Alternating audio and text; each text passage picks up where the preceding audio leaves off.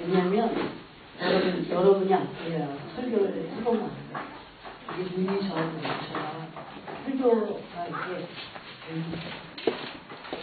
뒤에 앉으시고 이렇게 나에게 이빨 받듯이 이렇게 비워주면은 굉장히 이게 집중이 안 돼요.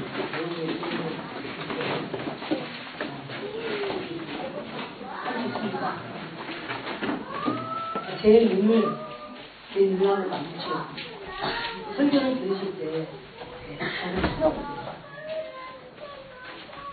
저하고 눈을 맞춰야 교감을 했어요.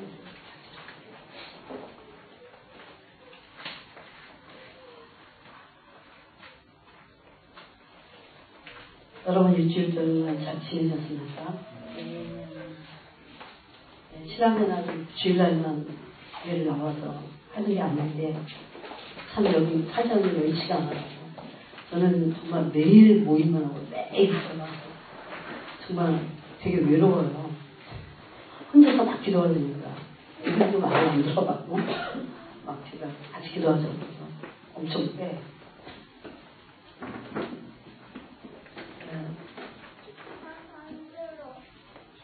우리가 주일날만 나와서 예배를 드리면 하긴 사실 하나님께 신앙생활 하는 게 날마다 여러분 집에서라도 꼭 그렇게 하셔야 돼요. 날마다 기도 시간을 두고 최소한 하루에 1시간은 이렇게 정식으로 무릎을 꿇고 여러분 기도하는 시간을 가지시기 바랍니다. 오늘 아멘을 안 하십니까? 1시간은 정말 아무것도 아니에요. 여러분 24시간 중에 하루가 24시간이잖아요. 12시간 전에 24시간 중에 1시간을 기도하는 것은 당연합니다. 1시간은 사실 안 돼요. 여러분이 기도를 안 하는 분들은 하루에 1시간 기도하려고 앉아갖고 담요 끊는 시간부터 담요 끊고 어쩌고 하면 1, 20분은 금방 갑니다. 30분이 더 지나갑니다. 그리고 그 전에 기도 안 하던 사람이 모두 기도하려고 하면 생각나는 것도 많아요. 뭐 챙겨야 될 것도 많아요. 이래갖고 할 때는 거기다가 매일 인터넷 뒤지고 드라마 보고 또 다른 거 많이 하고 이러면 기도하면 어떻게 됩니까? 눈을 딱 감자마자 그거밖에 안 떠올라요. 솔직한 문제. 여러분 어떤 사람이 화투를 팍팍 쳤어요. 눈을 딱 감아요. 후정만 왔다 갔다 그럼 똑같아요. 그렇기 때문에 여러분 화투 치셨다 그 소리가 아니라 세상 일을 좀 끊고 하나님께 이렇게 집중하는 시간을 가지셔야 신앙생활이 되는 거예요. 일주일에 한 번 와서 설교 듣고 그리고 가갖고 끝. 뭐 아무것도 안 되는 거지. 여러분 생각해보세요. 그러면서 뭐가 됩니까? 아무것도 할 수 없어요. 그건 신앙생활이 아닙니다. 제가 지금 마음 같아서는 한번 일주일에 하루에 1시간이라도 기도하는 사람 손 들어보라고 정말 그러고 왜냐면 확인이 돼야 이게 되잖아요. 정말 안타깝습니다. 그래서 여러분이 꼭 기도하시기 바랍니다. 아무리 학생들도 바빠도 기도할 수 있습니다. 1시간을 따로 때려놓고 기도하고 다른 일을 하면 훨씬 낫습니다. 저는 이제 제가 50이 넘어서 뭐는 안 해봤거든요. 어떤 방법은 제가 써보잖아요.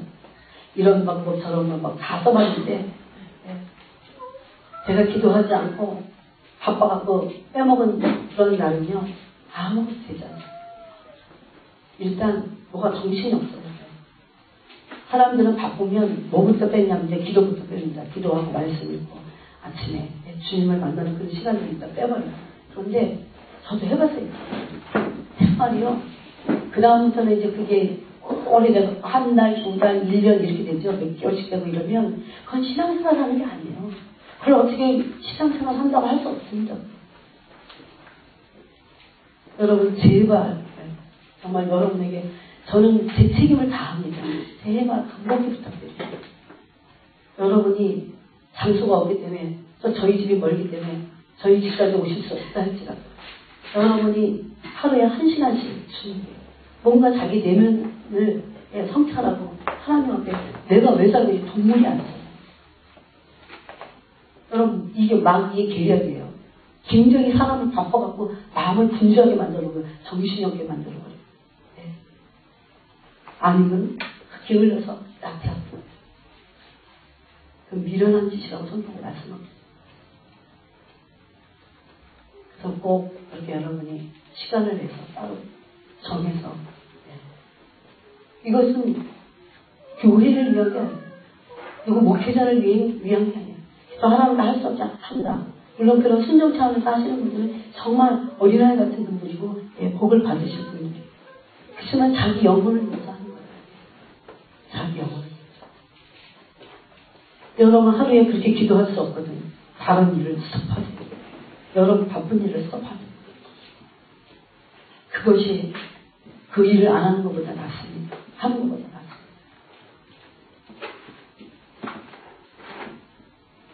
오늘 사무엘상 2장은 1장과 연결해서 원래는 장이 없죠. 장절이 따로 1장과 연결해서 보면 1장에서 이제 한나의 얘기가 나옵니다.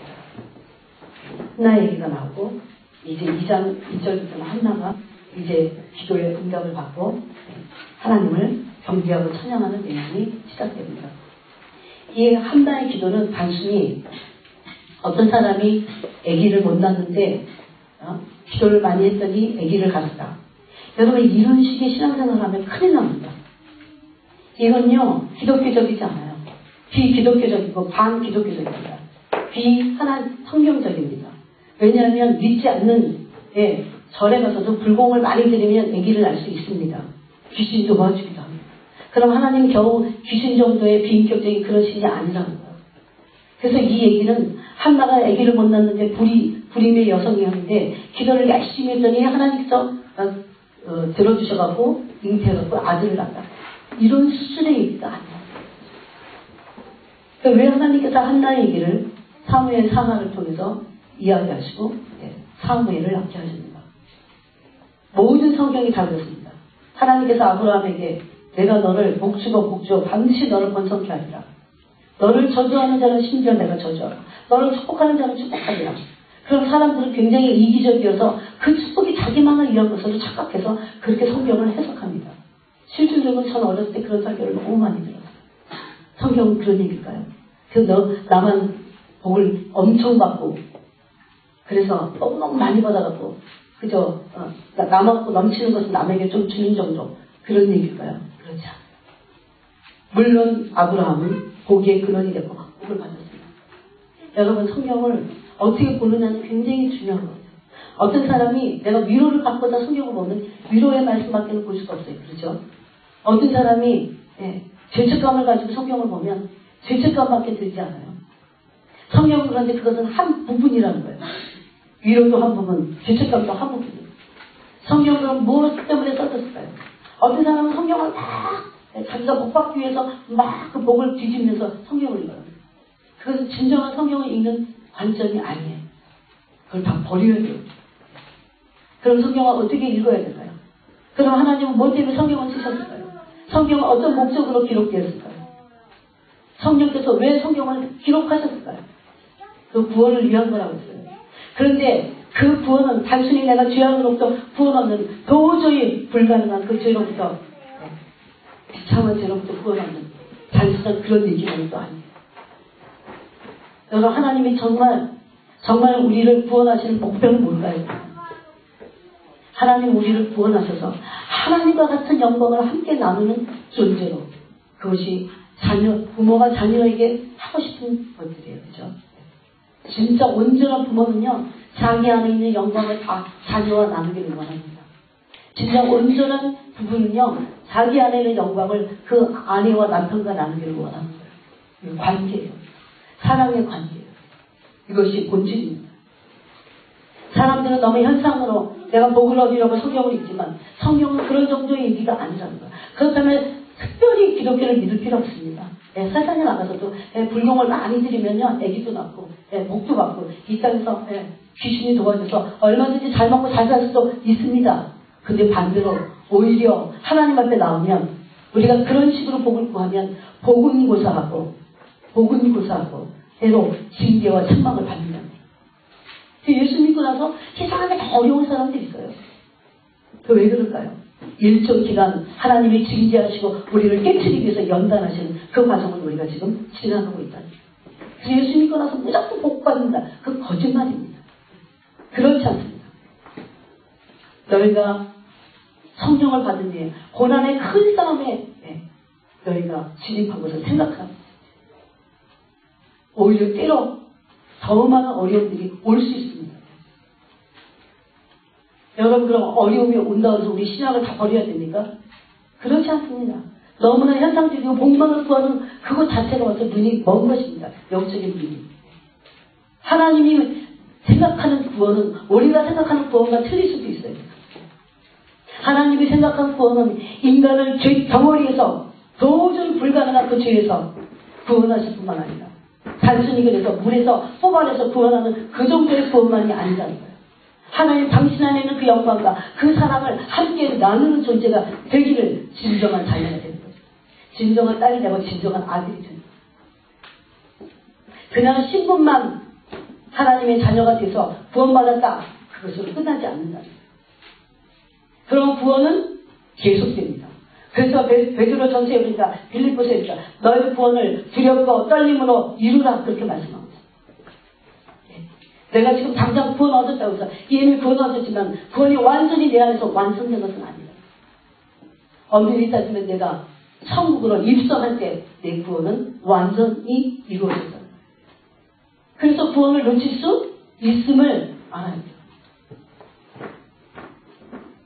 아무나 천국 가지 않는다는 것을 우리는 분명히 명백하게 알고 이 땅에 사는 동안에 내 죄의 본성을 꺾고 그 구원을 두렵고 떨림으로 이루고자 노력해야 된다. 우리 자유의지로는 이 노력도 사실 순전하게 할 수 없습니다. 그래서 성령께 은혜를 구하는 거예요. 성령 충만 그래서 가는 거예요. 내 죄의 본성을 나의 자유의지로는 꺾을 수 없습니다. 만약에 어떤 사람이 그것을 꺾었다면 그 사람은 그만한 사람이에요. 왜냐하면 자기 의가 생겨버립니다.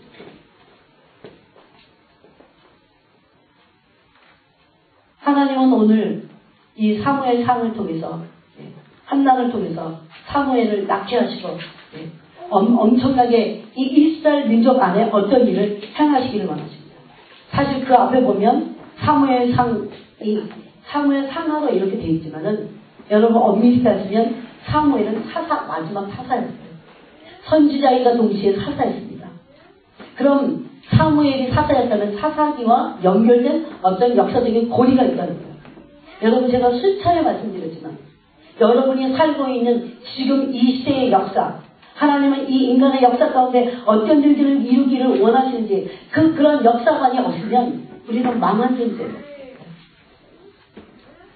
어떤 역사를 이루기를 원하시는지 그것이 구원의 역사라고 했어요. 하나님의 인간의 이 역사 가운데 내가 그냥 어쩌다가 여기까지 흘러들어와서 살고 나는 그러다가 1세대 2세대가 감춰 나는 죽고 없어지는 그런 존재가 아니라는 거예요. 여러분 그렇다면 인간은 얼마나 허무할까요? 여러분 보세요. 인간의 지금 수천년 역사 가운데 잘 먹고 잘 살기 위해서 서로 죽이고 양육강식으로 죽이고 뺏고 빼앗고 그것이 북한이든 캄보디아든 인간의 역사라고 하는 것을 볼 때요. 얼마나 비참하게 이루 말할 수 없어요. 여러분 전 세계에 얼마나 전쟁과 기근이 엄청난 줄 아십니까? 80%가 기근 상태에 있습니다. 그렇다고 하면 인간의 역사라고 하는 것은 비참하게 이룰 수 없어요. 인간은 도대체 왜 태어나는지 방황하다가 죽을 수밖에 없다. 여러분이 공부하는 목적도 여러분이 그렇게 돈을 버는 목적도 다 그것인가요? 잘 먹고 잘 살기 위해. 그렇지 않습니다. 그것은 마귀가 만몬의 영이 우리를 사로잡아서 우리를 헷갈리게 만드는 거예요. 속이고 있는 겁니다. 지금. 그래서 우리는 이스라엘이라고 한 민족의 역사를 통해서 하나님이 인간의 역사 가운데 무엇을 행하시고 어떤 사람들을 주셨고 지금도 어떻게 역사를 진행해 가고 계시고 어떻게 마지막을 향해서 그 역사를 마무리 누구하고 동역하면서 마무리 하시는지 이것을 아는 것 그것이 역사관이에요. 그것은 구속사적 역사관이에요. 그것은 가져야 합니다. 여러분 여기 앉아있는 여러분들은 영리하고 똑똑한 분들이에요. 제가 이렇게 얘기할 때 그것이 어떤 뜻인지 알 거예요. 한번 진정으로 마음속 깊은 곳에서 그것을 생각해봐요. 그 사사기는 이스라엘 가나안 땅에 도착하고 난 이후에 약 200년간의 역사를 기록하고 있어요. 이미 사사기 때요. 철이 발견된 직후예요. 철. 여러분 인간에게 철이 발견됐다는 것은 철기 문화로 들어가면서 인간이 굉장히 강성해졌다는 거예요. 농기구가 혁신됐어요. 농기구가 혁신됐다고 하는 농사가 아주 발달되기 시작했다는 거예요. 그러면 인간의 문명이 농사와 함께 발달되고 인간의 문명이 번성했다 그것이. 여러분 인간의 문명이 번성되면 하나님의 역사도 동시에 인간의 문화 가운데 꼽혀야 되는데 그렇지 않으면 반대로 인간의 문화가 번성되면 번성될수록 인간은 인본주의에 빠져서 하나님의 신본을 망치고 하나님에게 대적하는 거예요. 이것이 바벨탑 사건입니다.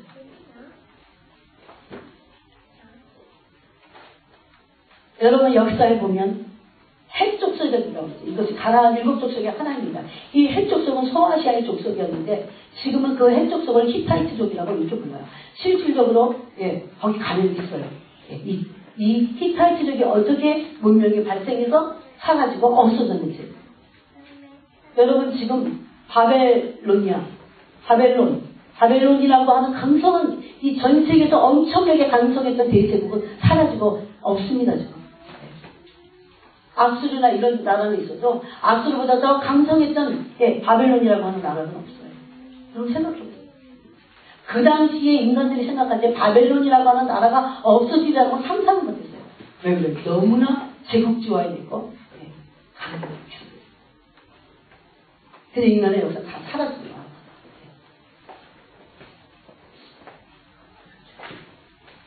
이스라엘이 광야에서 가나안으로 들어가는 BC 13세기경에 이 사사기가 기록이 되고 사사기 시대가 열립니다. 이때 가장 강했던 가나안의 족속은 헷족속이었어요. 하나님이 가나안의 7족속을 다 멸하라고 하셨는데 아직 다 멸하지 못한 상태에서 헷족속이 왜 강해서 못 멸했냐면 철기문화를 그때 사용하고 있었기 때문에 강력한 영향력을 행사했습니다. 이집트에서. 그런데도 가나안을 들어가서 이제 점령한 다음에 분할하고 나서 각 지파들은 서로 분산이 되어서 살고 있었어요. 이때 사사기 시대에 뭐가 없었어요, 여러분? 왕이 없었습니다. 그 당시에 왕은 전쟁을 치러주는 용사가 왕이 됐었어요. 근데 이렇게 전쟁을 치러줄 수 있는 민족의 왕이 없었어요, 이스라엘에.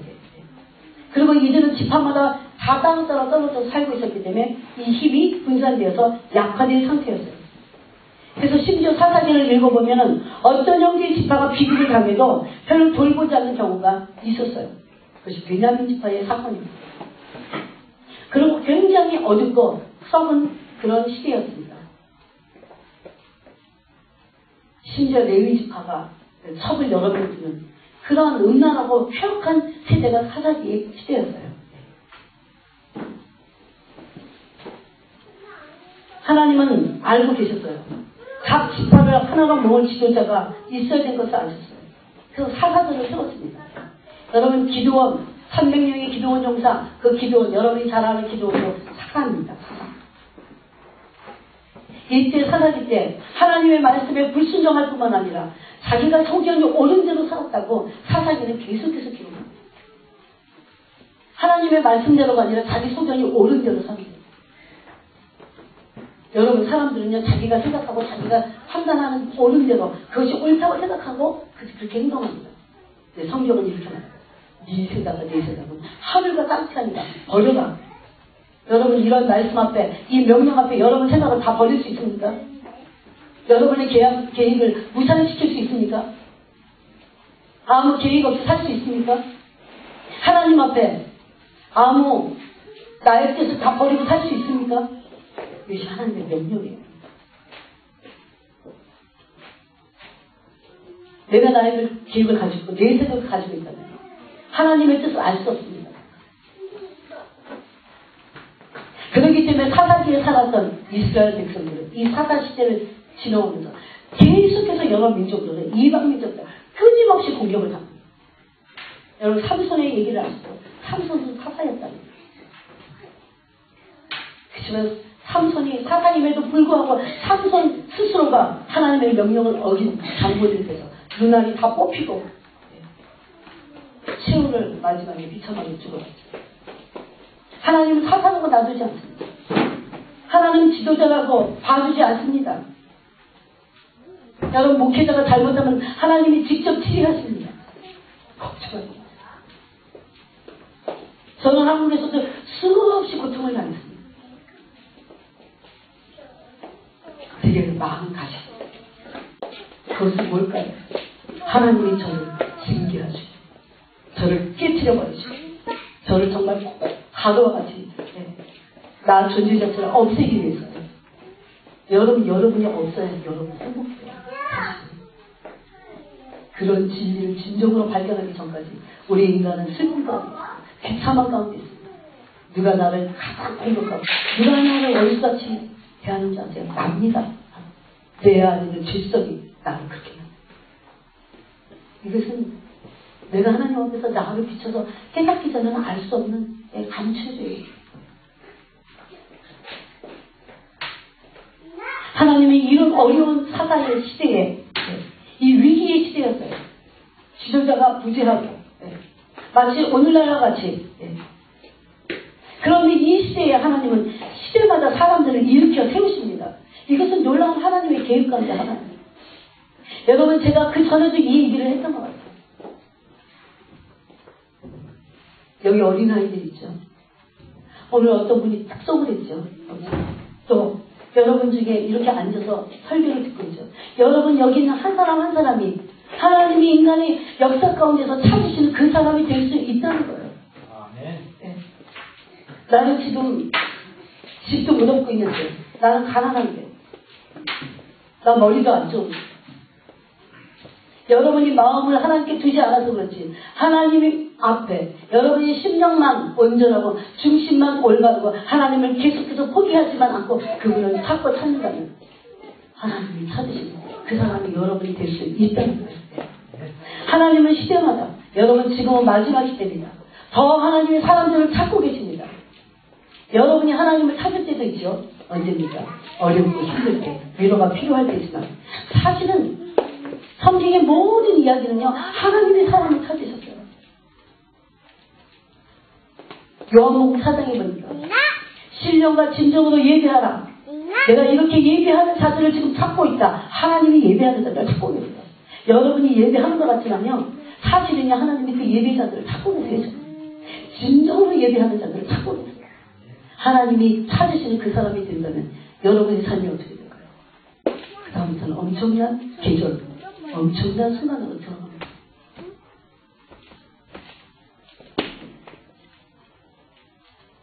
하나님은 시대마다 지금 이 마지막 시대에 더한 그런 사람들을 지금 일으켜 세우시고 계십니다. 영적인 거장들을 통해서 하나님의 구원의 역사를 마무리하기 위해서 그 동역자들을 지금도 찾고 계십니다. 나이하고 상관없습니다. 제가 보니까 정말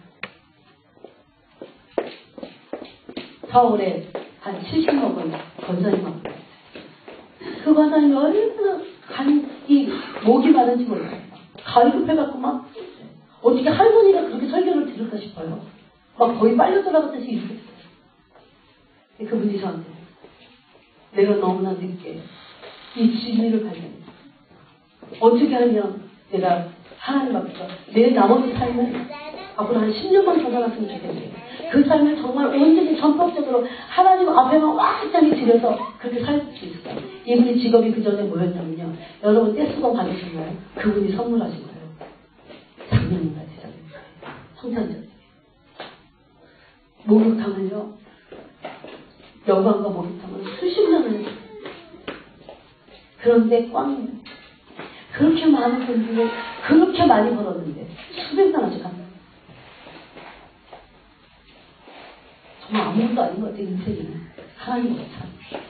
여러분 빨리빨리 깨닫고 빨리빨리 주님만 찾으시기 바랍니다. 시간이 없습니다. 예. 이분은 시간이 없는 거예요.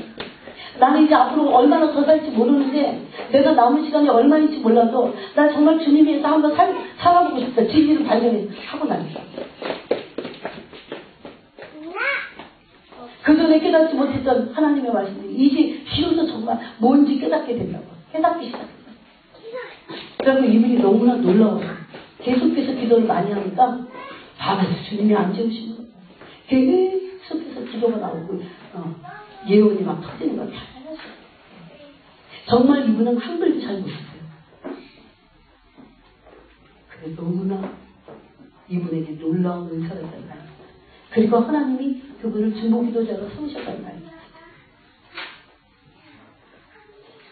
무엇이 중요할까요? 하나님은 지금도 나이하고 불문으로 사람들을 찾고 계시고 그 사람들 하나님의 동역자로 쓰시면서 한순간 한순간을 이끌어 가십니다. 근데 그 지도자들을 보면 세상에서 사실 유력한 자들보다는 자기의 삶 한복판에서 단순히 하나님을 공경하고 단순히 하나님을 경외하며 성실하게 맡겨진 일을 순종하면서 세상에서 약자 같지만 그렇게 살았던 사람들을 하나님은 쓰신다는 거예요. 사람이 생각하는 것과 전혀 틀립니다. 확실히 있고 공부하지 말라는 소리가 공부를 왜 합니까? 정말 하나님을 공경하고 정말 진심으로 중심에서 하나님을 경외하고 성실하고 자기가 지금 맡겨진 모든 일에 성실하고 그것이 교회 일이든지 여러분은 여러분의 시간이 아니에요. 제가 수차례 얘기했죠. 눈을 뜨셔야 돼요. 이 말에게 내 생명이 내 것이 아니에요. 순종하는 그들에게 그들은 어떻게 보면 약자 같지만 그들을 하나님이 때가 되면 그들을 들어서 쓰신다. 세 번째로 이 사사기의 교훈은 인간이 자신의 판단으로 마음대로 행동할 때는 혼돈만 있을 뿐이다. 특별히 여기 10대들, 20대들을 잘 들으시기 바랍니다. 여러분이 여러분의 마음대로 행동하고 여러분이 인생을 계획하고 여러분이 인생을 생각하고 나의 옳은 소견대로 그렇게 산 어떤 부분들은 여러분 스스로가 다 책임을 져요. 근데 그런 마음으로 행동한 모든 순간들은 나중에 뭘로 열매를 찾아먹을까요? 혼돈스럽습니다. 하나님은 혼돈의 하나님이 아닙니다. 질서가, 순종과 생명의 하나님이십니다. 이것이 인간의 역사 가운데 하나님이 구원의 역사를 통해서 말씀하고 있는 역사적인 교훈이라는 거예요. 이것은 어느 국가든지 어느 교회 공동체든지 가정이든지 심지어 개인에게까지도 전부 다 이것은 적용된다는 거예요. 이것을 믿으시기 바랍니다. 근데 여기 한나가 나옵니다. 한나는 사랑받는 여인입니다. 엘가나가 그의 남편이었는데 거기 3절에 보니까 이 사람이 매년 1장 3절에 보니까 자기 성읍에서 나와서 실로에 올라가서 만군의 여호와께 예배하며 제사를 드렸는데 엘리의 두 아들 홈니와 비누아스가 여호와의 제사장으로 거기에 있었다. 여기 왜 갑자기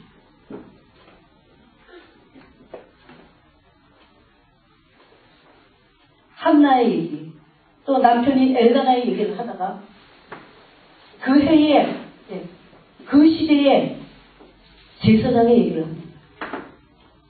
그 시대의 제사장은 엘리였고 엘리의 아들은 두 아들이 있었습니다. 홈니와 비누아스였습니다. 홈니와 비누아스에 대한 예언이 뒤에 정확하게 나옵니다. 그런데 한나의 삶에 사건이 생겼습니다. 그렇게 남편이 자기를 사랑하고 그렇게 다른 여자에게 주는 것보다 더 많은 재물과 더 사랑을 그렇게 주는데도 불구하고 한나에게는 아이가 없었어요. 그 당시에 아이가 없다는 건 비참함이에요. 비참함. 여러분 제가 요새 너무나 놀란 일을 한국의 그 인터넷으로 봤는데요. 아기를 낳고 나면 아기를 500만 원에서 1,500만 원 사이에 한 아기당 다 팔아먹는 거예요.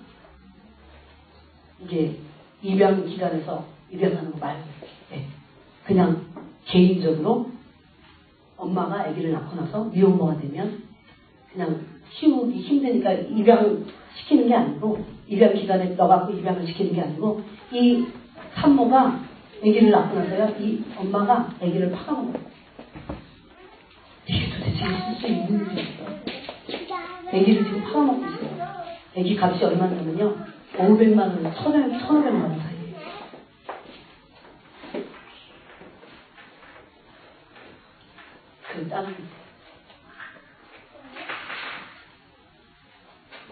그런데 5절에 보니까 그러나 여호와께서 그에게 임신하지 못하게 하시니 그 임신하지 못하게 한 이유가 하나님께 있었다고 이렇게 말합니다. 하나님이 어떤 계획을 위해서 한나를 사용하시는 거예요. 그런데 한나 입장에서 어떤 때 보면 하나님께서는 한나를 지금 깨트리고 계시는 거예요. 그죠? 여러분, 여러분의 삶 속에서 어떤 것이 잘 안 되고 걸리고 잘 진행이 안 되고 힘든 것들은 하나님이 어떤 계획을 갖고 계시는 거예요. 또 우리 편에서 봤을 때 그런데 가장 중요한 메인적인 주요 요인은 하나님이 나를 깨트리고 계시는 거예요. 그것을 알아야 돼요. 6절에 보니까 여호와께서 그에게 임신하지 못하게 하심으로 그의 적수인 불이 나가 그를 심히 격분하게 하여 괴롭게 하더라. 9절부터 보겠습니다. 그래서 한나는 울면서 먹지도 않고 마음이 슬퍼서 계속해서 그러고 있다가 어느 날 실로에서 하나님의 전에 올라가서 기도하기 시작합니다. 9절에 보니까 그들이 실로에서 먹고 마신 후에 한나가 일어나니 그때에 제사장 엘리는 여호와의 전 문설주곁 의자에 앉아있더라. 한나가 마음이 괴로워서 여호와께 기도하고 통곡하며 여러분이 살다 보면 어려운 일들이 있죠. 힘든 일들이 있죠. 얼마나 기도했는지는 여기 기록되어 있지 않아요. 하나는 계속해서 기도했어요. 빠짐없이 계속 기도했어요. 어떻게 기도했다고 되어 있냐면 힘들어서 통곡하며 마음이 괴로워서 하나님께 그 심령의 마음을 쏟아내기 시작했어요. 그래서 하나님께 이제 기도가 깊어지면서 무엇을 하게 되냐면 서원 기도를 하게 됐습니다. 11절에 보니까 서원하여 이르되 만군의 여호와여 만일 주의 여정의 고통을 돌보시고 나를 기억하사 주의 여정을 잊지 아니하시고 주의 여정에게 아들을 주시면 내가 그의 평생에 그를 여호와께 드리고 삽전을 그의 머리에 대지 아니하리라. 이렇게 기도할 때에 성령이 한나의 마음을 사로잡고 한나로 인해 서원 기도를 하게 합니다. 그것이 바로 사무엘 선지자를 하나님이 탄생시키려는 순간이에요. 여러분, 아이를 낳지 못하는 사건이 생기면 상관없습니다. 사실 우리 삶은 길게 보면 우리 인생이 그래봤자 7, 80년 사는 거잖아요. 중요한 건 무엇일까요? 내가 과연 하나님의 뜻을 이룰 수 있는 통로로 내가 사용되다가 하나님 앞에 갈 것인가? 그거예요. 마귀는 계속해서 우리의 눈을 가려놓습니다. 이 땅에서 그저 이 땅의 물질적인 거에만 현상적인 거에만 얽매여서 이렇게 살다가 죽도록 우리의 눈을 전부 다 가려놓는다는 거예요. 저는 제가 돈 한 푼도 없이 한국에 갔지만 저는 지금도 제가 돈을 구하지 않아요. 하나님이 저를 아세요. 때가 되면 필요한 돈들을 수십억을 주실 것 같아요. 때가 되면. 지금은 하나님의 때가 아닌 줄 알아요. 제가 그랬잖아요. 방이 부족해갖고 방을 다 자매들이 줬어요. 그 자매들이 쓰는 방도 여의치가 않아요. 항상 시끄럽고 거기에 사람이 많아요. 개인적으로 좀 따로 시간을 낼 수 있을 정도로 방이 딱딱 하나씩 있었으면 좋겠는데 그래서 내줘버렸어요. 그리고 저는 본당으로 가버렸어요. 그래서 십자가 밑에 그 본당 강제상 거기서 딱 제가 다니죠. 할렐루야 너무 좋아요. 근데 되게 걸리는 게 하나 있어요. 도대체 언제 내가 말씀을 준비하고 설교 준비를 좀 해야 돼. 저도 개인 시간이 필요하잖아요. 혼자 있는 룸이 필요하잖아요. 없는 거예요. 그래서 이 집에 갔다 저 집에 갔다 그랬습니다. 근데 제가 그런 기도를 주님 방을 주세요. 그렇게 기도하지 않아요. 저는 때를 나가요. 지금 내가 이렇게 지나가야 될 때가 보다. 분명히 그렇지만 제게 소망이 있어요. 분명히 하나님이 때가 되면 일거수일투족을 지금도 하나님이 다 나를 내가 눕고 일어나는 것을 나의 생각을 모든 것을 하나님이 다 보고 계시는데 내 심령의 동기를 다 밝히시는 아버지께서 때가 되면 내게 방을 주시고 전 오래됐어요. 저를 향한 방향. 근데 정말 그런 일들이 생각하지 못하는 일들이 막 생겨요. 제가 다 내려놓고 내 계획이 없고 내 뜻이 없고 주님이 제게 그렇게 말씀하세요. 이 계획이 내가 어떻게 하고자 하는 뜻을 다 버려놔. 너는 진짜 아무것도 할 수 없는 거야. 내 앞에 서서 나의 얼굴만은 봐. 그럼 내가 할 것이야. 너는 그냥 그리고 두려워서 그냥 거기서 앉아있는 것이 아니라 너는 그리고 나서 무리를 걸어. 물 밑에는 아무 기반이 없지만 내가 만군의 여호와인 내가 너의 기반이 되어줄 것이다. 저는 그 말씀을 듣는 아침에 엄청 힘들어요. 여러분 그게 교제예요. 하나님한테 그런 음성을 들을 때 제가 외로울까요? 제가 두려울까요? 그리고 나서 한참 있으면 또 두렵긴 하지만 다시 주님 앞에 깊이 나가면 돼요. 두렵지 않아요. 한나가 심히 괴로워서 먹지 않고 마시지도 않으면 하나님께 통곡하면서 서원하며 기도한 이 순간들이 오히려 하나님의 역사를 이루는, 하나님의 역사를 풀어낼 수 있는, 하나님과 동역할 수 있는 사람을 잉태하는 그런 시간들이었다는 거예요. 여러분 낙심하거나 걱정한 일은 전혀 없습니다. 문제는 뭘까요? 하나님께 나가지 않아요. 하나님께 덮을 수 없는 우리의 심령이 받쳐주고 경직되고 하나님을 비인격적으로 섬기고 하나님은 누구보다도 우리를 너무 사랑하십니다. 무엇이 필요한지 진정으로 하나님이 내게 필요한 것을 아시기 때문에 내가 나무로 네가 하려는 계획과 뜻들을 다 내려놓고 나만 구하라. 내 얼굴만을 구하라. 바로 한나가 구했던 것이 이거예요. 한나가 아들을 얻었을까요? 얻었습니다. 근데 서운한 대로 사람이 화장실에 들어갈 때 마음 틀리고 나올 때 마음 틀리고 한나는 그러지 않아요. 이것이 한나의 큰 장점이에요. 영적인 사람이라는 것. 하나님과 약속한 것을 아들을 얻고 나니까 그렇게 그 귀한 아들 눈에 넣어도 아까우지 않은 그 아들을 하나님께 저식 떼기까지만을 기다리다가 바로 보냅니다. 실로의 엘리 제사장 앞에 바로 보냅니다. 그럴 수 있습니까? 여러분들 우리가 이렇게 생각해보세요. 내가 키우는 거 하나님이 우리 아이들을 키우셔서 더 완벽한 기도로 맡기는 거. 내가 할 수 있는 것들을 해주지만 최종적인 것은 사실은 더 많은 기도로 맡기는 거. 지금은요 한국에 갔더니 애들을 다 부모들이 망쳐놓고 너무 많이 해줘서 문제예요. 자기 일 할 수가 없게 만들어놨습니다. 애들이 하고 30이 됐는데 뭘 제대로 할 줄을 몰라요. 지금 이 서울에서요 저희 교회에서 청년들이 몇 명이거든요. 아니 3주 엄청 계시고 있습니다. 그래요. 쓰레기 분리수거 다시 그냥 직접 하는 거예요. 굉장히 많이 좋아요. 그리고 비로소 자기가 뭐 때문에 그러고 있는지를 깨닫기 시작했어요. 뭐가 부족한 건지 깨닫기.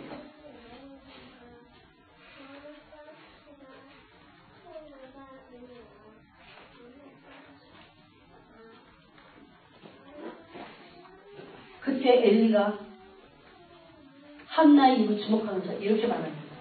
왜 그렇게 술을 취해서 항상 그렇게 입술을 움직이기만 하고 술 취해 있느냐. 그랬더니 14절에 엘리가 그 얘기를 했는데 내가 언제까지 취하였겠냐. 포도주를 끊어라. 그랬더니 한나가 그때 이 정도 되면 도대체 엘리 제사장이 왜 이러십니까? 제가 지금 기도하는 건데 어떻게 그렇게 영적으로 분별을 못하세요? 이렇게 하나. 한나의 대답은 한나가 대답하였는데 내 주여 그렇지 아니하니 나는 마음이 슬픈 여자라 포도주나 독주를 마신 것이 아니요 여호와 앞에서 내 심령을 통한 것뿐이요 당신의 여정을 악한 여자로 여기지 마옵소서. 내가 지금까지 말한 것은 나의 원통함과 격분됨이 많기 때문이다 하는지라. 여러분 아무리 심령이 괴롭고 아무리 격분되고 아무리 심령이 통한이 있어도 사람에게가 아니라 하나님께만 쏟으시기 바랍니다. 이것이 정말 가장 중요한 지름길입니다. 하나님이 그때 정말 진심으로 써서 우리의 심령을 받으시고 해결자가 되세요.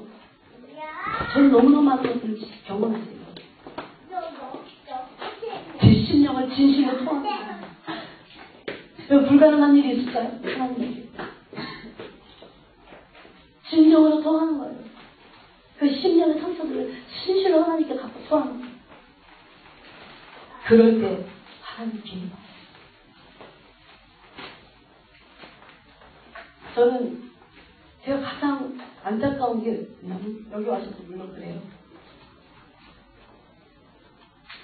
제가 계속해서 기도하면서 주님이 생각나게 하시는 지식을 지금 기도하고 있습니다. 제 눈에 보이니까. 근데 정말 망나는 사람 계십니다. 하나님께 기도조차 할 수 없는 사람. 그런 사람들을 볼 때 너무 마음에 겉모습은 멀쩡할 수 있습니다. 내 심령이 내 주니까 규제할 수 없이 갇혀. 그것이 오늘날 가장 큰 문제예요. 얼마나 망가졌냐면 자기 중심 안에 자기가 들어갈 수가 없는 거예요. 너무나 현상적이고 물질적인 것에만 치우쳐서 살아가고요. 그 중심이 자기 중심 안으로 내가 들어갈 수 없는 거예요. 여러분 기도는 뭘까요? 내 중심 안에 내가 들어가야 일단 그 중심 안에 들어가야 하나님의 중심 안에 들어가요. 그 다음 단계는 하나님의 중심에 들어가요. 근데 자기 그 찢겨주는 상한 신청 안으로 깊이 들어가면 그것조차 할 수 없어요. 올 수도 없습니다. 지금 새롭고 산 길을 예수님께서 당신의 육체로 찢으시고 하나님께 깊이 들어가시는 그 새롭고 산 길이라고 힘께서 십자가를 하셨어요. 이 길을 열어놓으셨어요.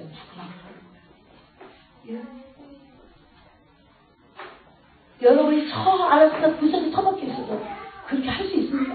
주님의 지성소 안으로 깊이 심령의 문을 열고 들어갈 수 있습니다. 그것이 마태복음에서 말씀하는 골방입니다. 얼마나 심령이 무너졌는지 들어갈 수 없다는 거예요.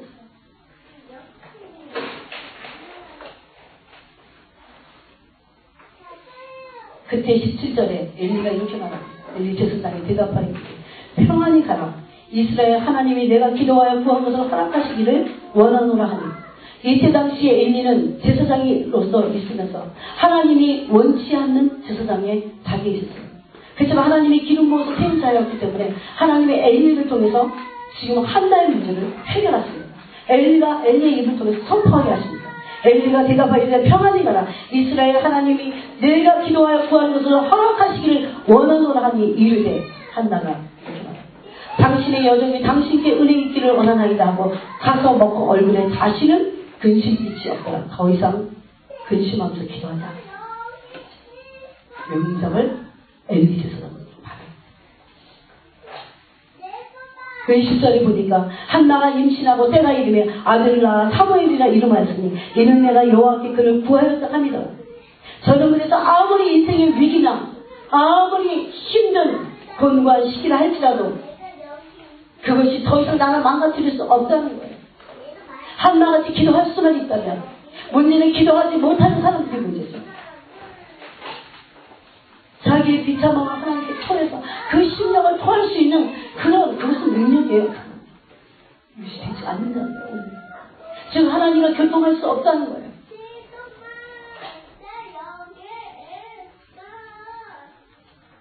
그러고 나서 24절입니다. 젖을 뗀 후에 그를 데리고 올라갈 때 수소 3마리와 밀가루 한 에바와 포도주 한 가죽 부대를 가지고 실로 여호와의 집에 나아갔는데 아이가 어리더라. 이제 젖 떼고 가니 얼마나 어리냐. 정말 이렇게 할 수 있을까?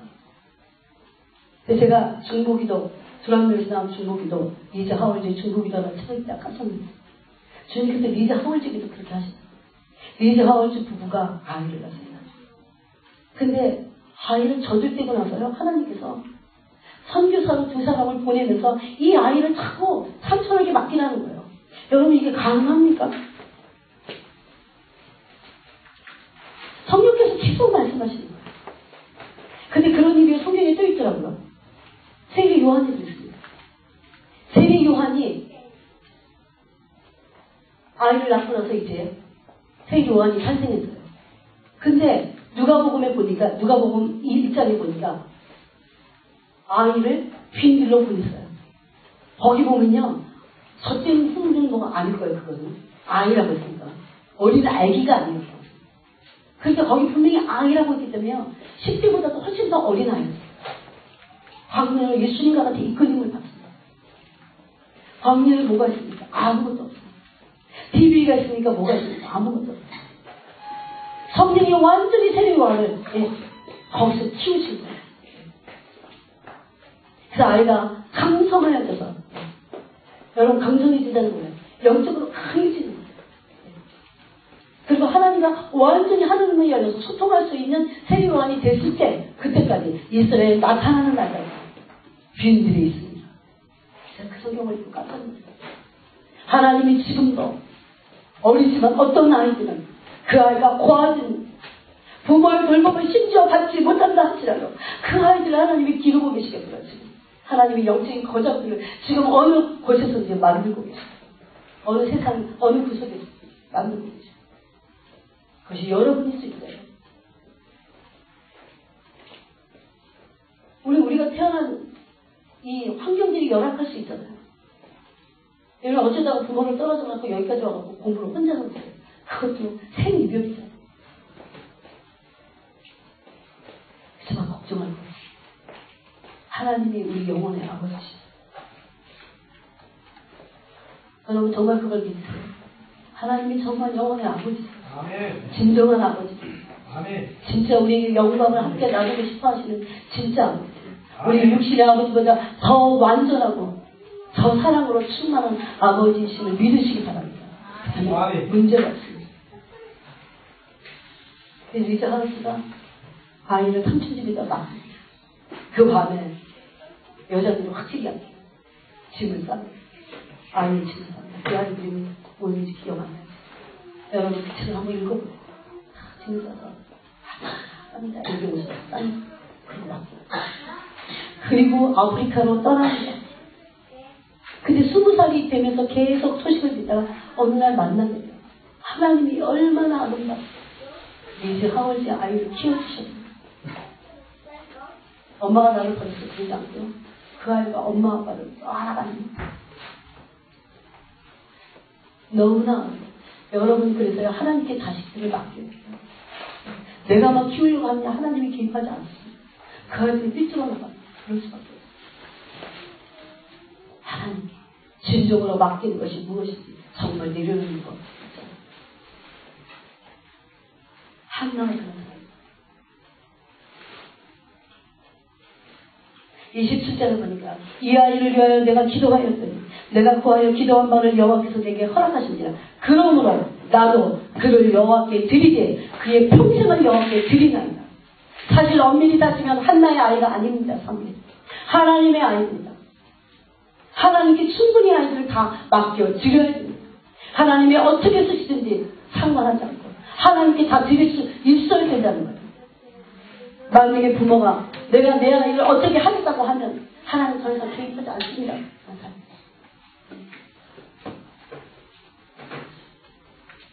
저는요 한국에서 너무나 애들이 망가지는 너무 많이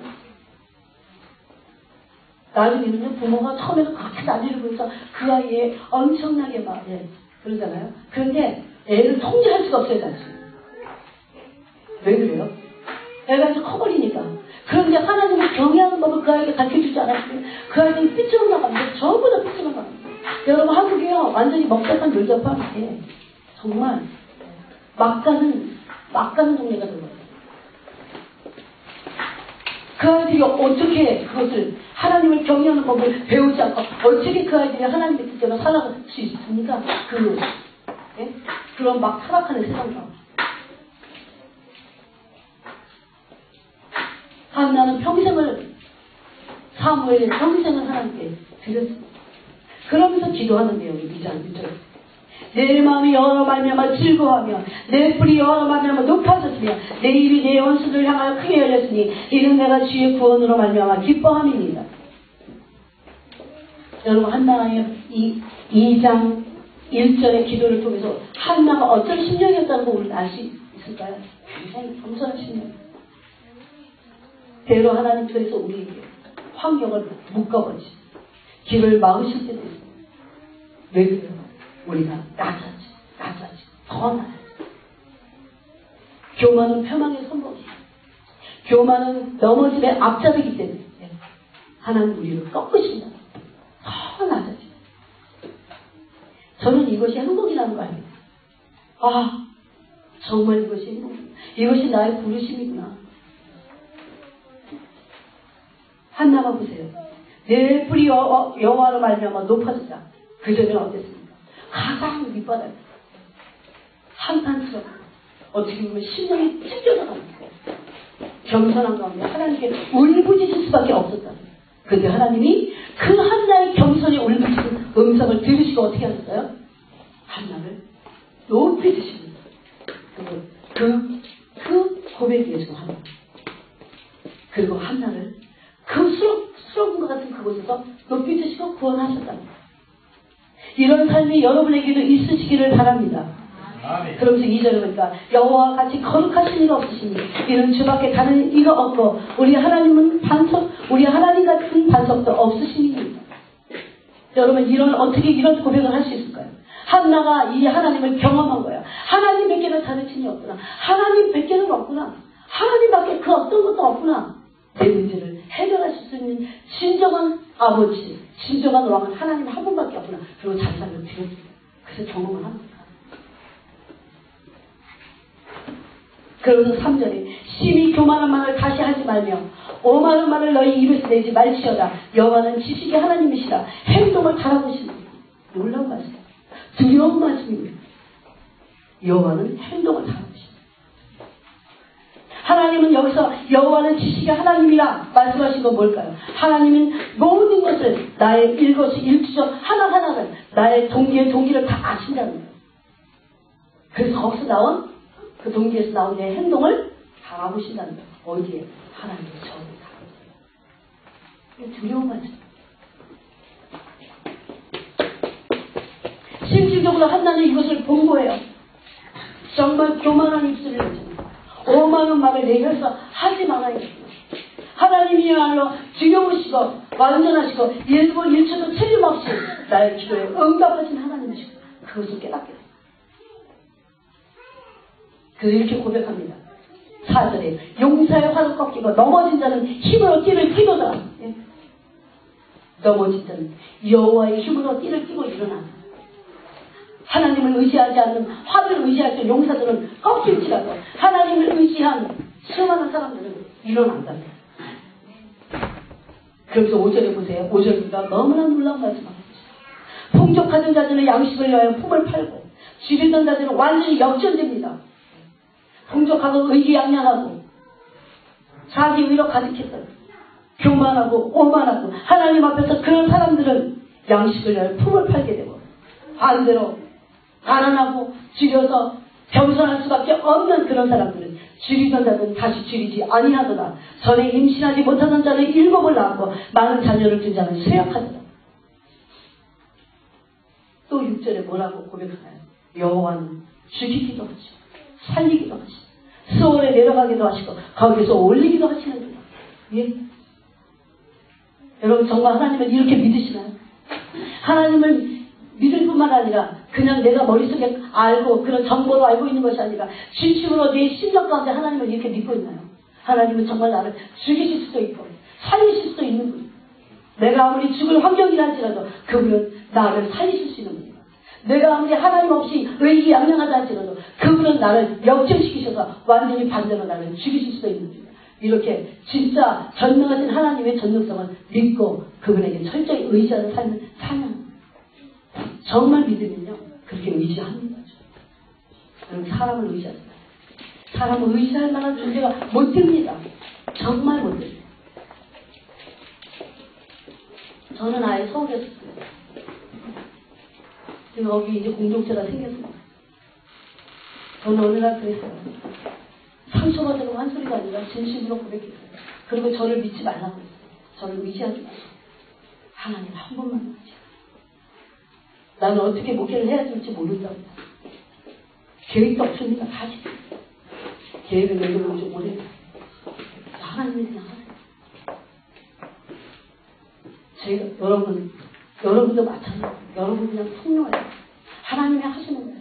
여기 그렇게 깨닫기까지는 깊이 들어가지 않으면 이것을 알 수가 없어요. 그것이 무슨 일입니까? 자기 계획을 다 하는 사람들은 결코 이것을 깨달을 수 없습니다.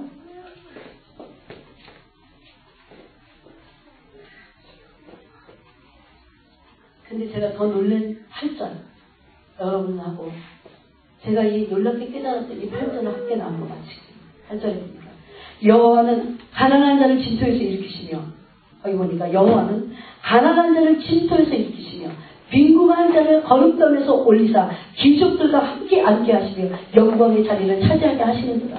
땅의 기둥들은 여호와의 것이라. 여호와께서 세계를 그들 위에 세우셨도다. 제가 단순히 저 하나를 위해서, 제가 잘 먹고 잘 살고 이 땅에서 성공하기 위해서 이 8절 말씀을 하나님이 제게 말씀하신 것을 아멘. 여러분, 많은 사람들은요, 이 7절, 8절, 6절부터의 말씀을 내가 그냥 이 세상에서 내 자녀들이 그렇게 되기를 원하고, 잘 먹고 잘 살게 되기를 원하고, 남에게 과시해서 드러내주기를 원하고, 그래서 좋은 학교 가고, 그렇게 되면 끝나는 거예요. 성경은 그런 얘기가 아니에요. 어떻게 한나가 이런 고백을 할 때 한나의 심정이 어땠을까요? 이것은 한나가 어떤 신앙의 고백일까요? 그건 이런 거예요.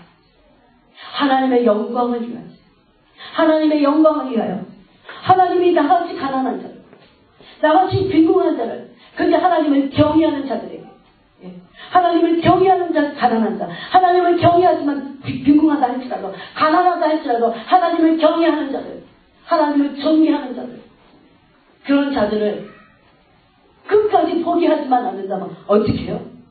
귀족들과 함께 앉으신다. 무엇 때문일까요? 나 하나를 위한 것일까요? 물론 그렇습니다. 하나님의 영광. 이것을 알고 귀족들과 함께 앉을 때에 그 사람이 입 싹 닫고 하나님의 영광을 말하지 않을까요? 아닙니다. 저는 제가요, 몇 번 하나님의 호의를 제가 한국에서 경험해 보니까요, 어떤 마음인지 아세요? 하나님이 얼마나 좋으신 분인지 막 얘기하죠.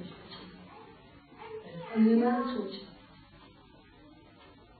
여러분, 그 좋으신 하나님이 내게 경험될 때까지 여러분 낙심하지 않고 하나님의 얼굴만을 구하는 그 삶을 사셔야 돼요. 한나가.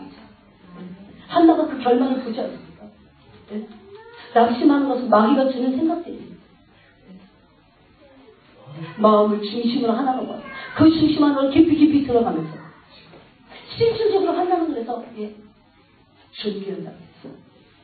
가난한 자를 진토에서 일으키시며 빈궁한 자를 거름떠면서 올리사 귀족들과 함께 하신다. 그런데 이 사무엘이 어떻게 된지 아세요? 하나님이 어느 날요, 엘리는 90여 세가 됐고 사무엘은 아마 제가 보니까 한 10살이나 됐나, 이제 실로의 성전에서 여호와의 전 아멘 언약의 옆에서 답답해 있어요. 그런데 하나님이 어느 날 사무엘을 부릅니다. 그 어린 사무엘. 여러분, 성경을 읽을 때 어떻게 읽죠? 왜 엘리를 안 불리실까요? 엘리가 얼마나 능수능란한 제사장이었어요. 엘리를 안 부르세요. 3번이나 부를 때 엘리가 나중에 알아차려요. 여호와를 이제 내가 여기 있습니다. 주여 말씀하셔서 그렇게 하라. 이제 숙소로 가서 하나님 엘리를 부르셨어요. 아까 1장 3절에 홈리와 비느하스가 나오죠. 이들의 죄악이, 하나님이 치명적으로 이들을 용서하지 않겠다고 하는 이들이 범한 죄악이 2가지 됐습니다. 그래서요, 특별히 직분자들은 해서 안 될 짓을 하면 안 돼요. 여러분, 그것이 지금은 아무 문제 없이 그냥 지나가는 것 같지만 절대 그렇지 않습니다. 하나님이 그 책임에 대해서 더 많이 물으십니다. 왜? 직분자.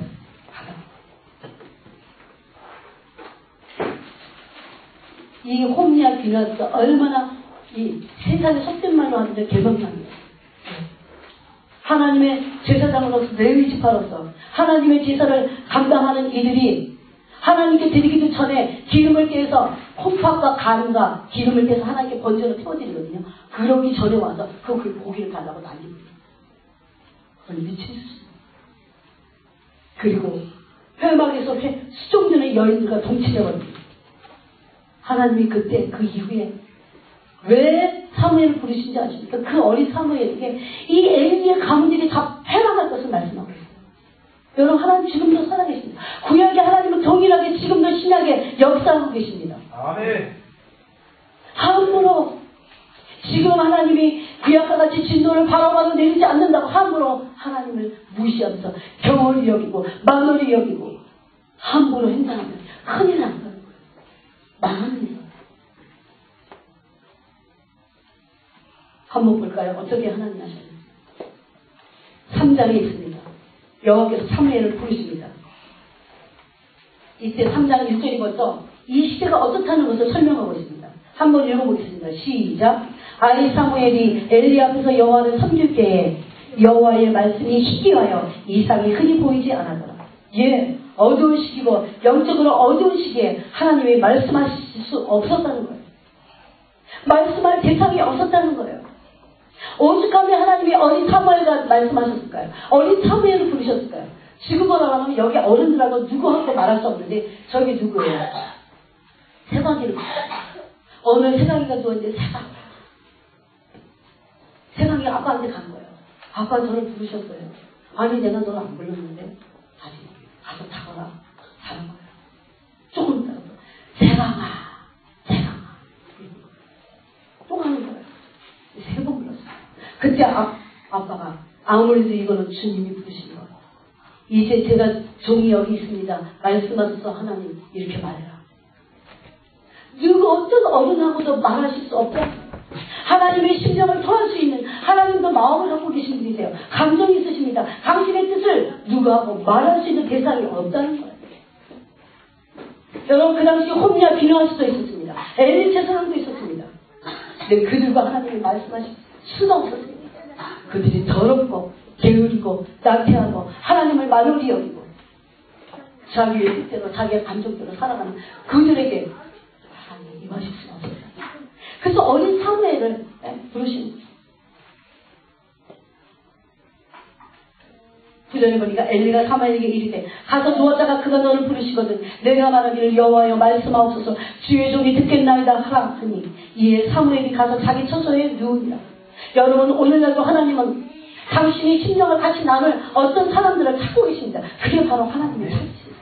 하나님을 찾으셔서 뭐 하시는 하나님은 하나님 우리 없이도 얼마든지 일하실 수 있는 분이시죠. 그런데 당신의 뜻을 종들에게 말하고 싶으신 거예요. 그것이 어리든지 20대 미만에도 상관없어요. 공인지 능력이 자아가 완전히 완성된 그들하고만 말씀하시지 않는다는 거예요. 오히려 자아가 완성되고 온전한 자들은 하나님을 저버리고 교만하고 무례하고 더럽고 탐욕스럽고 그들과 말할 수 없다는 거예요. 하나님 누구를 찾으시고 아직 때묻지 않은 사무엘과 같아요. 저는 그래서 지금도 10대 미만의 아이들도 하나님이 지금 키우고 계신다고 믿어요. 바알에게 입 맞추지 않고 무릎 꿇지 않은 7,000인을 하나님이 남겨주셨어요. 저는 한국 땅에도 있다고 믿습니다. 북한 땅에 말할 것도 7,000명만 있겠습니까?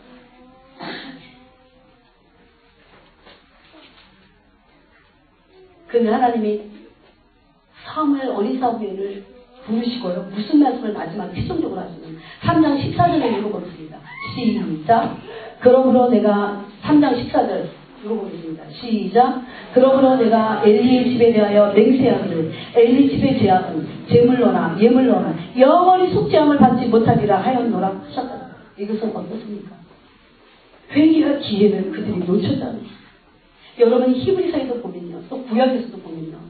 하나님이 남쪽 유다를 므낫세 왕 때 멸망하기로 작정하셨을 때 왜 하나님이 그러면 회개할 기회를 안 주시는 하나님은 그렇게 마음이 좁으시고 하나님의 용서하지 않는 사랑이 없는 하나님이신가요? 그렇지 않습니다.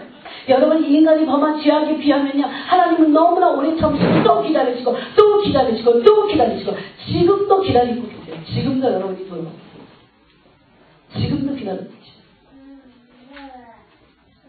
그건 뭘까요? 왜 하나님은 남쪽 유다를 완전히 멸망에 이끄셨을까요? 바벨론에 의해서 3차에 의해서 패망하게 하셨을까요? 예루살렘 성전의 기물들이 다 파괴됩니다. 다 끌고 갑니다. 느부갓네살. 그래서 그 끄집어낸 그 잔을 가지고요. 메소사와 함께 이 잔을 마시다가 하나님의 손이 막 나타나면서 예? 그런 사건 읽어보셨죠? 다니엘서요. 왜 하나님이 그렇게 하셨을까요? 왜 패망하게 하셨을까요? 하나님은 아십니다. 이런 거예요. 하나님 잘못했습니다. 용서해 주십시오.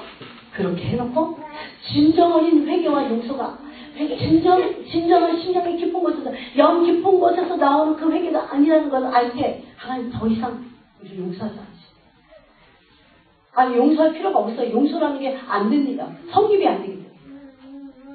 사람들이 급하게 하나님 용서해 주세요. 그런데 그가 진정으로 그 죄악을 미워하면 돌이키기는 원치 않는다는 거예요. 엄밀히 따지면 그건 하나님 앞에서 굉장한 교만이에요. 그렇게 하나님은 그를 징계하시고 더 이상 용서의 기회, 회개의 기회를 주지 않았어요. 즉 이 엘리 가문의 홈리와 비누아스가 그랬다는 거예요.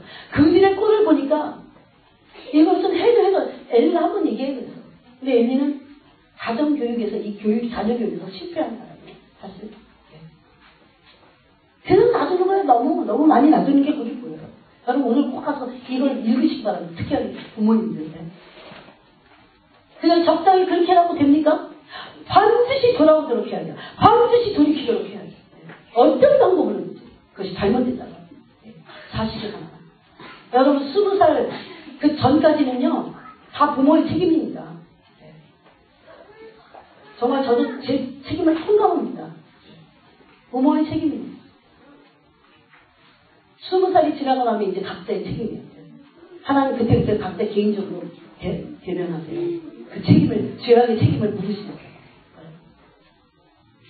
그 20살 아래에 있는 사람들을 부모에게 순종해요. 순종하시기 바랍니다. 아멘을 별로 안 해요.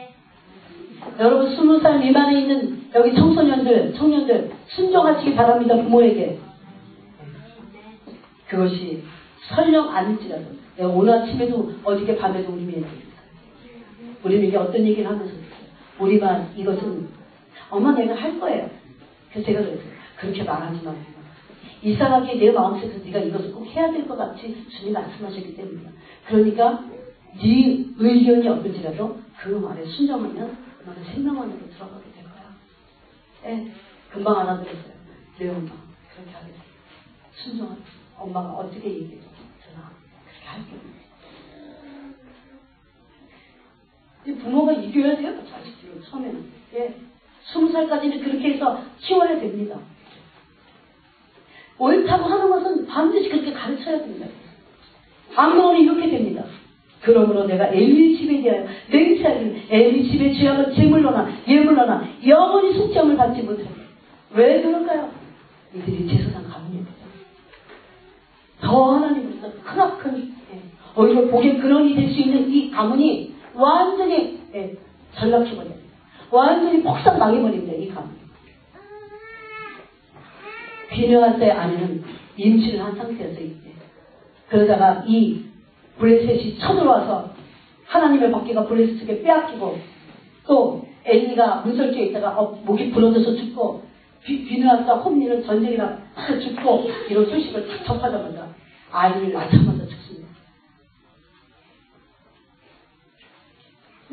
이 일어난 그대로 이 가문이 완전히 다 망가졌어요.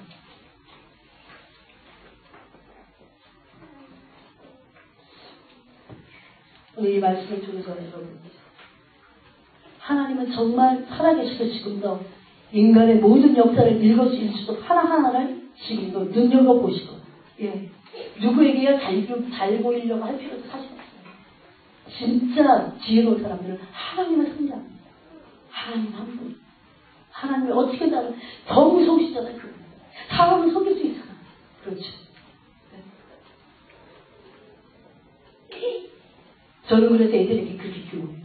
엄마를 속일 수는 있다.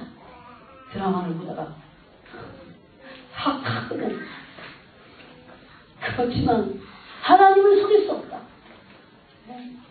하나님은 어떻게 속입니까? 찔리면서 하나님 조바심을 내면서 여러분 그 자체가 벌써 양심에 찔리는 것은 양심에 가책이 있다는 것을 온전치 못한 행동을 한다는 거예요. 요즘 애들이 또 그러더라고요. 그 드라마 자체가 뭐가 문제인데 그러는 게 얘는 말이 안 되네. 그 잘못 교육을 말이에요. 여러분 하나님의 뜻이 아니면 안 하는 게 그것이 올바른 거예요. 아멘. 하나님의 뜻대로 하지 않으면서 자기 마음대로 하면서 자기 마음대로 하는 건 그 죄악이에요. 다 죄악이에요. 큰 죄악입니다. 그 죄악에 대해서 나중에 자기 자기가 크고 나서 다 받습니다. 두려워해야 돼요. 그래서 지금 하는 내 행동은 절대 함부로 할 수 없어요. 이제 말씀드리겠습니다. 여러분 어떻게 하든지 지금 기도할 때 그렇게 하시기 바랍니다. 한나는 지금 그 때가 된 거예요. 그렇죠. 나의 삶에서 어떤 문제가 있다. 이것이 더 이상 문제가 되지 않습니다. 때로 하나님은 지금 환경을 통해서 이게 거쳐가는 과정이어야 돼요. 한나는 이 과정을 거쳤어야 돼요. 여러분 만약에 어떤 사람이 이 과정에서 하나님이 내게 하려고 하는 어떤 레슨 가서 안 받고요. 한 몇 계단을 확 넘어가는 거예요. 하나님에게 믿지 않아요. 내가 지금 이 단계에서 내가 하나님부터 레슨을 받아야 될 게 있다면요. 하나님은 반드시 내가 몇 계단을 넘어가면 거기서 다시 하십니다. 그러니까 하나님을 이겨먹으려고 하면 안 돼요. 내가 지금 이 장소에서 이 단계에서 하나님이 나를 지금 훈련하시고 연단하시는 것이 무엇인지 그것이 나를 향한 하나님의 뜻이에요. 그것이 이루어져야 돼요. 여기서 내가 깨지든지 내가 완전히 부서져서 그렇게 되면요 하나님이 그 다음 단계로 내가 안 가던 게 돼요. 여러분 저는요 이것을 한국에서 여러 번 경험했어요. 절대 하나님 움직이지 않았어요. 왜 그래요? 왜 그 하나님이 나를 향한 지금 이 단계에서의 뜻이 이루어지지 않았기 때문에 하나님은 나오시고요 어떤 현상도 일으켜갖고요 무슨 일도 하세요. 그래서 나를 통해서 하셔야 되잖아요. 그래서 하나님이 나를 통해서 하셔야 되기 때문에 내가 그 단계에서 내가 온전해지지 않는 다음 단계로 안 가신다는 거예요. 이것이 나를 향한 하나님의 뜻이에요. 왜 여기 나를 옮겨 놓으셨을까? 왜 요 상태에서 내가 더 이상 올라가지도 못하게 하실까? 내가 아직 다 깨트려지지 않아요. 그래서 지금 있는 환경에서 한나와 같이 최선을 다해서 하나님 사랑해요. 최선을 다해서 열심히 살아요. 그리고 여러분 교회 섬기는 것도 마찬가지예요. 최선을 다해서 하죠. 목사님 몰라주고 누가 몰라주고 상관없습니다. 엄밀히 따지면 내가 하나님 앞에서 내가 하는 거예요. 하나님은요 지금도 눈동자같이 불같은 눈도 일거수일투족을 우리가 어떻게 행동하고 우리가 어떤 동기로 하고 있는지를 다 보고 그 보고 계신 하나님은 우리의 행동을 한나와 같이 갚아주실 줄로 믿습니다. 예, 그 징계든지 칭찬이든지 상급이든지 받는다. 낙심하지 말고 여러분이 계속해서 그 심령 안으로 들어가시기 바랍니다. 같이 기도하겠습니다.